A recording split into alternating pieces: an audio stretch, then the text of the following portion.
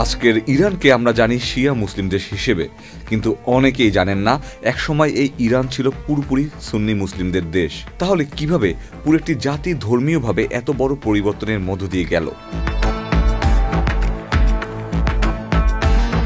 শিয়াদের ইতিহাস শুরু হয় নবী হযরত মুহাম্মদ সাল্লাল্লাহু আলাইহি সাল্লামের ওফাতের পর। নবীজির পর কে নেতৃত্ব দেবে এই নিয়ে মুসলিম সমাজ বিভক্ত হয়ে পড়ে। একদল মনে করতেন নবীজি সাল্লাল্লাহু আলাইহি সাল্লামের ঘনিষ্ঠ আত্মীয় এবং জামাতা ইমাম আলী রাদিয়াল্লাহু আনহু তাআলাই প্রকৃত নেতা। এই মত থেকেই জন্ম নেয় সিয়াতে আলী, অর্থাৎ আলীর অনুসারী, সংক্ষেপে সিয়া। বান্ডেল থাকলে প্রতি সেনমানিতে টাকা বাঁচবে। বিকাশ সেনমানি বান্ডেল কিনে জিতুন প্রতি লেনদেনে। তাদের বিশ্বাস অনুযায়ী নবী মুহাম্মদ সাল্লাল্লাহু আলাইহি সাল্লামের প্রকৃত উত্তরাধিকার শুধুমাত্র ইমাম আলী ও তার ১১ জন বংশধর, মোট ১২ জন। তাদের মাঝেই সীমাবদ্ধ।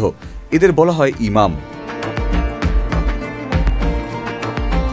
এরপর ১৫০১ সালে এক বিশাল রাজনৈতিক পরিবর্তন ঘটে।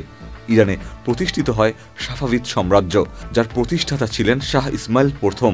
এই তরুণ শাসক নিজেকে শুধুমাত্র একজন রাজা নয়, বরং আধ্যাত্মিক নেতা ও ইমাম আলীর বংশধর বলে দাবি করেন। তার প্রধান লক্ষ্য ছিল ইরানকে একটি একতাবদ্ধ, শক্তিশালী ও আলাদা পরিচয় সম্পন্ন রাষ্ট্র বানানো। সেই সময় ইরানের পাশেই ছিল বিশাল অটোমান সাম্রাজ্য, যারা ছিল সুন্নি। শাহ ইসমাইল রাজনৈতিক ও ধর্মীয়ভাবে আলাদা অবস্থান নিতে চান, তাই তিনি ঘোষণা দেন ইরানের রাষ্ট্রধর্ম হবে দ্বাদশী শিয়া ইসলাম। তবে এই রূপান্তর শান্তিপূর্ণ ছিল না। ইরানে বহু এলাকায়, বিশেষ করে সুন্নি অধ্যুষিত অঞ্চলে জোরপূর্বক শিয়া সম্প্রদায়ের রূপ নেওয়ানো হয়। তবে শুধু চাপের মাধ্যমে নয়, শাহ ইসমাইল শিয়া আলেম, কবি ও সুফিদের আহ্বান করেন লেবানন, ইরাক ও বাহরাইন থেকে, যারা ধীরে ধীরে শিক্ষা, সংস্কৃতি ও ধর্মীয় আচার অনুষ্ঠানের মাধ্যমে এই মতবাদ ছড়িয়ে দেন। শাহ ইসমাইলের সেই সিদ্ধান্তের ফল আজ শত শত বছর পরেও স্পষ্ট। আজকের ইরানে ৯০ থেকে ৯৫% মানুষই শিয়া মুসলিম।